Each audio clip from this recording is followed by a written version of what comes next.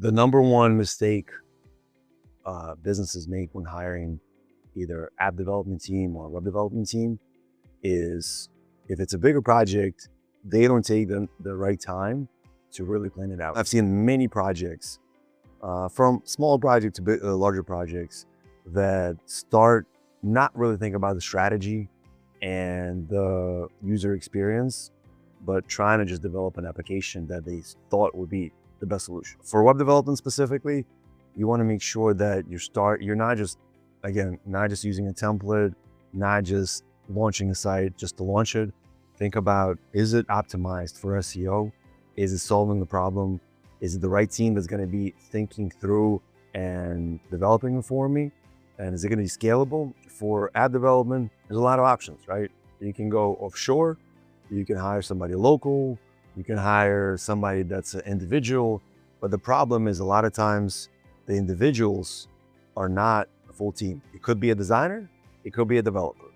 It's usually not a designer, developer, and project management together, unless it's a unicorn and either they're doing very well for themselves or they're working for another company. So even if you decide to hire offshore or somebody local, the biggest gap that I've seen of working with many entrepreneurs and startups and growing companies is that they need to have a plan. If you have a good plan, like a scope, technical scope, if it's just low fidelity mockups that connect the dots together of how it's supposed to flow, or even high fidelity user interface design that could be designed in Figma and connected as a click through, more of just an example. What you can expect.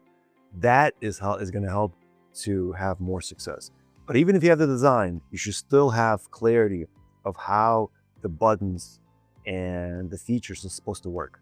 Just because you have visual doesn't mean that the developer or the project manager or the quality assurance tester is going to know exactly how it's supposed to work.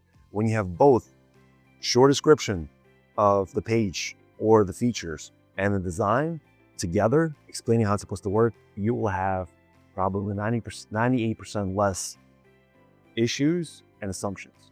Usually what happens is the client and the person that's developing it make assumptions. Somebody wants to, let's say, I want to develop an Uber app. Okay, so the Uber app could be several ways. The client thinks is one way, the developer thinks another way.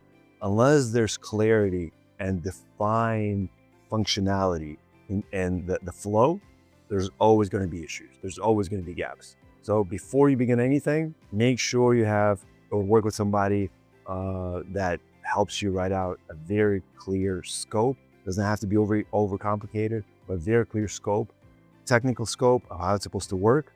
Have some kind of visual next to it as well, even if it's just screen. Here's how these buttons are supposed to work. Here's what is expected, or here's the acceptance criteria.